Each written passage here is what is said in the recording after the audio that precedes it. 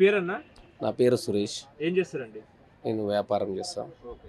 ఇప్పుడు తెలంగాణలో అసెంబ్లీ ఎన్నికలు అయిపోయినాయి. అవును. ఇప్పుడు లోక్సభ ఎన్నికలు వస్తున్నాయి కాబట్టి బీజేపీ తరపున ఎవరు పోటీ చేస్తే బాగుంటుంది? ఫస్ట్ ఆఫ్ ఆల్ బీజేపీ తరపున ఎవ్వరు పోటీ చేసినా మోదీ చూసి ఓటేస్తారు. ఆ, నంబర్ 1. ఓకే. ఇంకోటి శాంతకుమార్ సార్ గిత అందుబాటులో ఉంటారు యూత్కి. ఉమ్, స్పోర్ట్స్ సెక్రటరీ ఉంటాడు ఆయన. మొత్తం అందుబాటులో యూత్కి చాలా అందుబాటులో ఉంటాడు. మాకు తెలిసిన వ్యక్తియే. ఉమ్, ఇంకోటి ఈ బీజేపీ తరపున మోదీని చూసి అందరూ ఎంపీ ఎలక్షన్లో అయితే మోదీకి బీజేపీకి సపోర్ట్ చేస్తాం. ఓకే. శాంతకుమార్ అయినా మంచి క్యాండిడేటే, మనకు తెలిసిన క్యాండిడేటే ఉంటాడు ఆయన. మేము స్పోర్ట్స్ మెన్, ఆహా. స్పోర్ట్స్ పరంగా మా గీత శాంతకుమార్ సార్ తెలుసు బాగా. ఉమ్.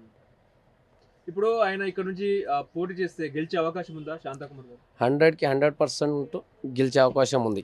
ఆ, ఆయన చూసి కాకుండా మోదీ చూసి 100% బీజేపీకి ఓటేస్తారు. ఇక్కడ ఆ. అందరూ ఫస్టే ఫిక్స్ అయిపోయినాం. ఎందుకు బీజేపీకి ఎందుకు ఓటేయాలి అసలు?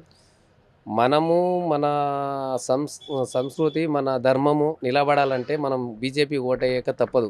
ఆ, ఇప్పుడున్న పొజిషన్లో ఇక్కడ బీజేపీ ఓట్ బ్యాంక్ బలంగా ఉందా? ఉంది సార్. ఎమ్మెల్యేతోన రాలేకపోయిందేమో కానీ ఎంపీతోనైతే పక్క బీజేపీ మెజార్టీతోన గెలుస్తుంది ఇక్కడ. ఓకే. ఇప్పుడు శాంతికుమార్ గారు ఇక్కడ నియోజకవర్గాల్లో మీకు అందుబాటులో ఉంటారా?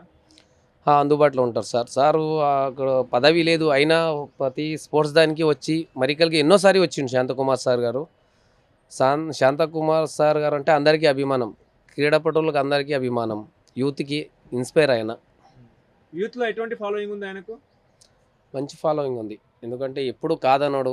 మేము ఎటువంటిది ఒకటి అడిగినా ఇది కాదు అన్నాడు. సార్ పక్కా వస్తాడు, వచ్చి మాతో పాటు చేయండి, మీరు ఏ టోర్నమెంట్ చేస్తారు, ఏం చేస్తారు అంటారు.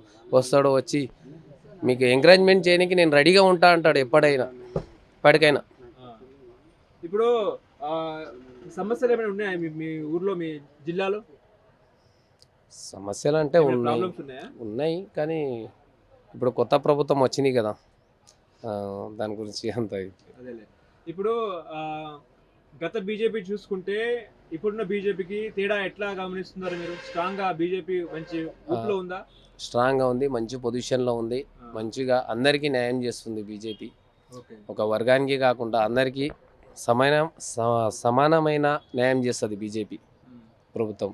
ఇప్పుడు లోక్సభలో డిసైడ్ అయ్యారా ఖచ్చితంగా శ్యామ్ కుమార్ గెలవాలని, శాంతకుమార్ గారు గెలవాలని? క్యాండిడేట్ బట్టి శాంతకుమార్కి మంచి ఫాలోయింగ్ ఉంది కాబట్టి ఆయన గెలుస్తాడు. ఓకే.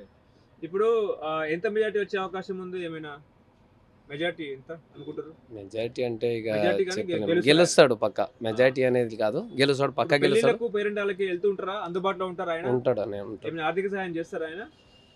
చేస్తాడు. ఆపదలో ఉన్నప్పుడు ఆదుకునే వ్యక్తేనా? ఆదుకుంటాడు. మంచి వ్యక్తేనా? క్రీడాపటులకు కానీ ఆయన ఇంతవరకు ఉన్నది క్రీడా దాంట్లోనే ఉన్నాడు, ఒలింపిక్స్ దాంట్లో. అయితే అలాంటి సందర్భాల్లో చాలామందిని ఆదుకున్నాడు ఆయన.